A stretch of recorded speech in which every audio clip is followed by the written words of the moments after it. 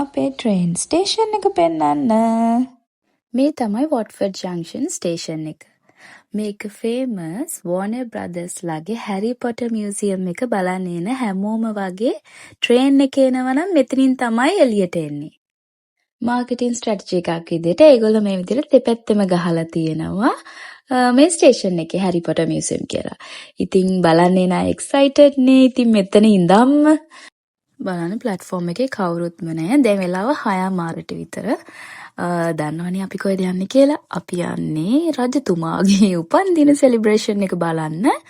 ඉතින් first raw එකේවත් ඉන්න ඕනේ ඒ වගේ එකක් බලනවා නම් ඒ නිසා අපි හිතුවා 7:00 වෙනකොටවත් තිමු කියලා එතන. ඒ නිසා අපි 6:00 විතර ගෙදරින් පිටත් වුණා. ලසිත තමයි මේව හොයාගෙන ඇවිල්ලා කියන්නේ මට හෙට යන් මේ වෙලාවට යන් කියලා. ඉතින් අපි උදේම පිටත් වුණා. මේ බලන්න කෝච්චියේ කවුරුත්ම නැහැ. මේ මං වැඩට යන්න බහින තැන මේම දකින්නේ මම ෆස්ට් ටයිම්. fully busy තැනක් මේක. දැන් අපි මේ ඇවිල්ලා ඉන්නේ යූස්ටන් වලට, ලන්ඩන් යූස්ටන් වලට. ඒක ලොකු හබ් එකක්. දැන් එතනින් අපි යනවා මාරු වෙනවා. අපි ආවේ ඕවර්ග්‍රවුන්ඩ් එකේනේ. දැන් අපි ටියුබ් වලට මාරු වෙනවා. කවුරු හරි ලන්ඩන් ටියුබ් ගැන ඉන්ට්‍රස්ට් කෙනෙක් ඉන්නවා නම් අන්ඩර්ග්‍රවුන්ඩ් ගැන සහ දැකලා තියෙනවා නම් ඒ අයට එච්චර ලොකු දේවල් නෙමෙයි වෙන්න පුළුවන්. දැකලා නැති කෙනෙක්ට ඒනට මේ වගේ එකක් දැක්කොත් ලස්සනයි කියලා හිතන්න පුළුවන්. ඒ නිසා මං හිතුවා සෙන්ට්‍රල් ලන්ඩන් වලට යනකම් මම මාරු වෙච්ච ට්‍රේන් වල චුටි චුටි ක්ලිප්ස් ටිකක් ඇඩ් කරන්න. මේ ටිකක් නොයිසි තමයි. ඒ වුණාට මයික නැති කළෙත් නැහැ. මොකද මේක තමයි ඇත්තම ඉතින් තත්ත්වය. අර මම හිතන්නේ ඝර්ෂණය වැඩි නිසා වගේ නිසා හරි මම හිතන්නේ කිව්වා ටිකක් නොයිසි වැඩි.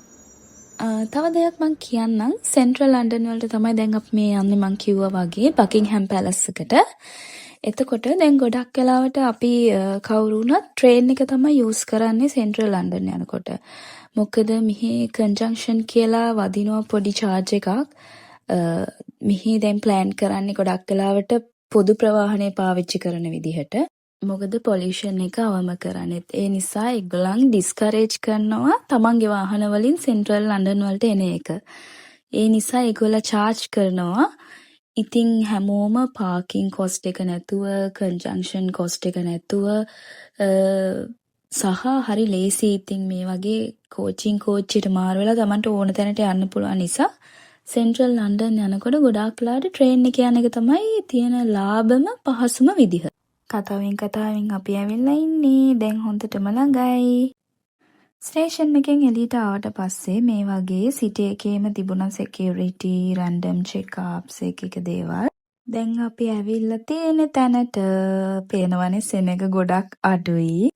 අපි ප්ලෑන් කරපු විදිහ හරි. මේ 7ට විතර අපි මෙතනට ආවේ. උත්සවය පටන් ගන්න 10:00 කියලා තිබුණේ. ඒ වුණාට ගොඩක් අය කලින් එනවා මෙතනට. මොකද සමහරු විලියම් කේට් වෙඩින් එකේදී සමහරු මෙතන කැම්ප් හදාගෙන තිබුණලු කලින් දවසේ. අර ඒ වගේ අයත් ඉන්නවා. ඒ කියන්නේ ඒ තරම් ඩයි හાર્ඩ් ෆෑන්ස්ලාත් ඉන්නවා. අපිට ඇත්තටම ඕනුනේ අපි ආසයි වගේ එකක් එක්ස්පීරියන්ස් කරලා නැහැනේ අපි ඉතින්. ඒ නිසා first and probably last time කියලා අපි ඉතින් මේක බලන්න ආවා.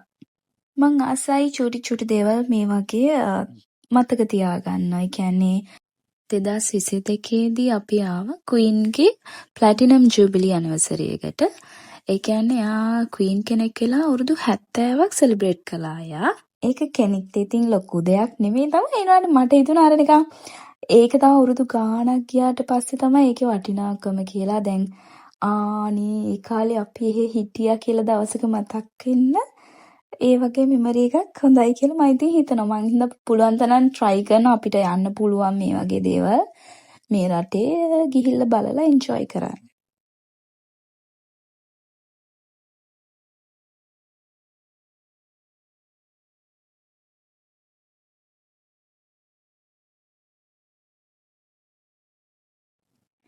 අපේ එහා පැත්තේ හිටපු කපල් එක බ්‍රිටිෂ් කපල් එකක්. ඒගොල්ලත් ෆස්ට් ටයිම් ඇවිල්ලා තිබුණේ. මොකද අපි ඒක දැනගත්තේ ඔෆිසර් කෙනෙක් ඇවිල්ලා අපිට ග්‍රීට් කරලා ආවට thank you ඔයාලා කීවෙනි පාරටද ආවේ කියලා කිව්වා. එතකොට පළවෙනි පාරට ආපු අය අත උස්සන්න එහෙම කියලා. ඉතින් ගොඩක් අය අත ඉස්සුවා. මේ මෙන්න මෙයා ඉන්නව නේද? මෙයා තමයි අද චාල්ස්ට පස්සේ හයිලයිට් වෙච්ච කෙනා. හරිද? මෙයාත් එක්ක ඔෆිසර්ස්ලා ඇවිල්ලා ෆොටෝ ගන්නවා. ඔෆිෂියල් ෆොටෝග්‍රැෆර්ස්ලා මෙයාව අරගන්නවා ෆොටෝස් ගන්න. හරිම ෂෝක් අනේ එයාට හොඳට තේරෙනවා වගේ. එයා මේ අස්සෙම එහෙම යනකොට කොඩිය එහෙම වරනවා. හරිම ස්වීට්.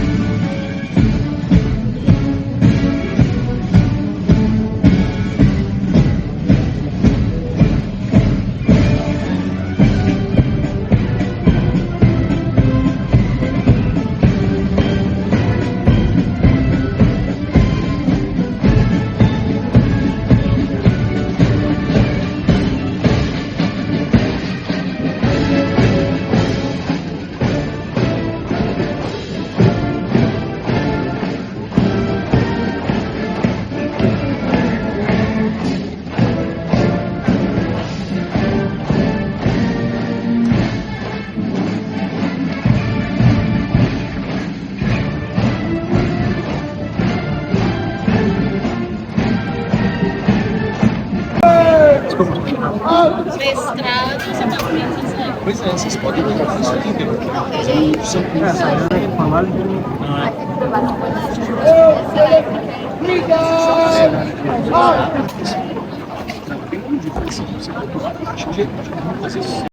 ඔන්න දැන් අතවනවන යන කට්ටිය එන්න පටන් ගත්තා. ඉස්සෙල්ලම යන කපල්ස් දෙකම අපි දන්නේ නැහැ. හැබැයි දන්න අය නම් කිය කෑ ගැහුවා ඉතින් අතවනවන. අපි දන්නේ ඉතින් ඉමීඩියට් රොයල් ෆැමිලි එකේ කට්ටිය විතරයිනේ. ඒ වුණාට ඉතින් බලන්න ලස්සනයි. ඉතින් අර ඉස්සර කාලේ වගේ අස්ස කරත්තෙන් ලස්සනට යනකොට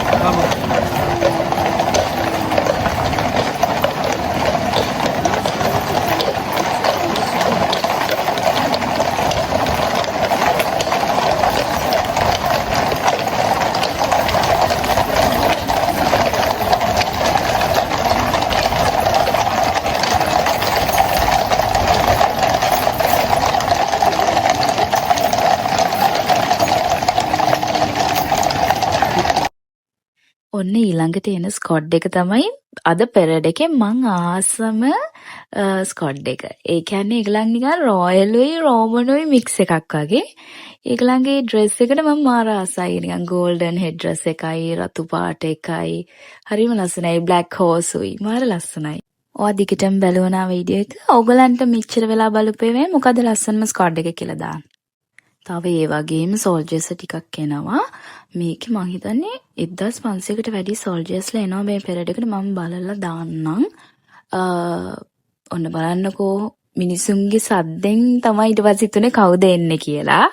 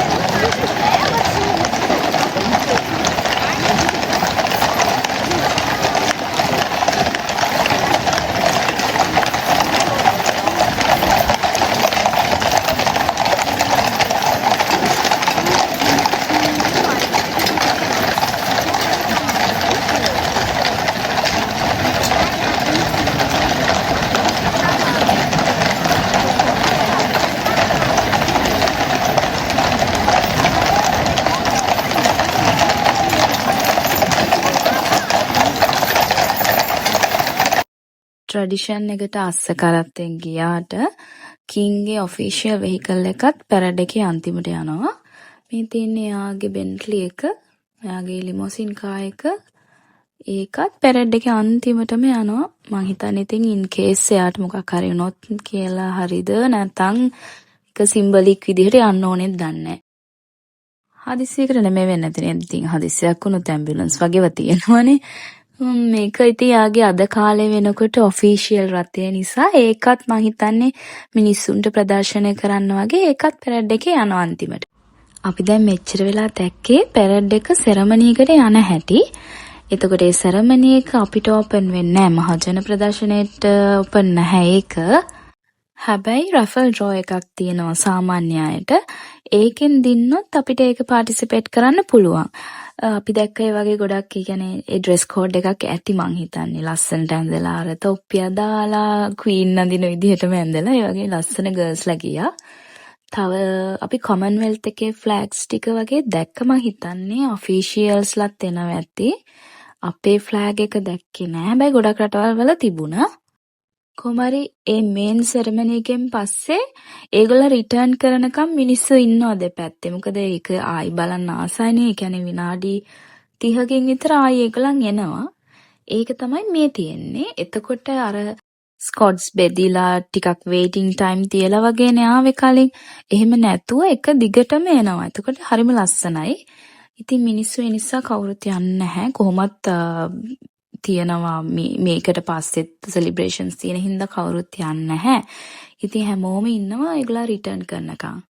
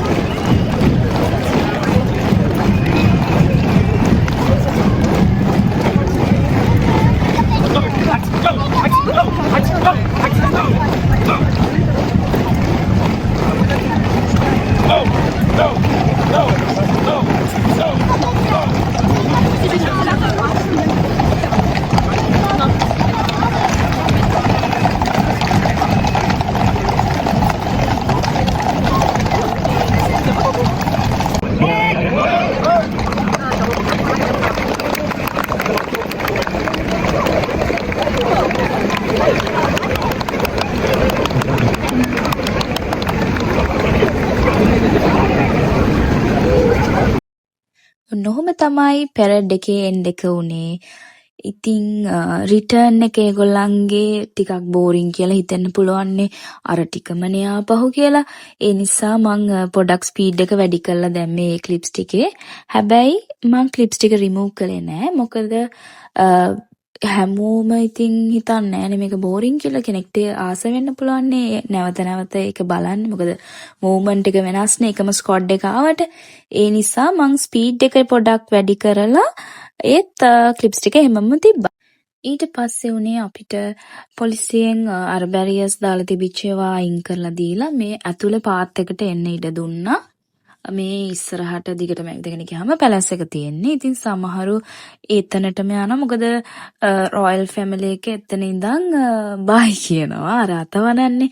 ඉතින් ඒ මොමන්ට් එකට කැමති කෙනෙක්ට එතනට යන්න පුළුවන්. එහෙම නැත්නම් පාරෙන් නැවතිලා ඒගොල්ලන්ගේ එයා ෂෝ එකක් තියෙනවා. ඒක බලන්න පුළුවන්. අපි ඉතින් පාරේ නැවතිලා එයා ෂෝ එක බැලුවා. මොකද අතනට යන එක කියන එක මීට් කරන්න බැරි වගේ දෙයක්. සෙනගත් වැඩි අනිත් එක ඉතින් ඒගොල්ලෝ ගොඩාක් වෙලා එහෙම ඉන්නේ නැහනේ. ඊටත් වඩා ඉතින් අපි එහෙම ෆෑන්ස්ලා නෙමෙයිනේ. අපි ආසාවට ඉතින් එක දවසක් මේ වගේ දෙයක් බැලුවට එහෙම අපිට එහෙම භක්තියක් නෑනේ රජපෞලට. මං කිව්වේ නෑනේ.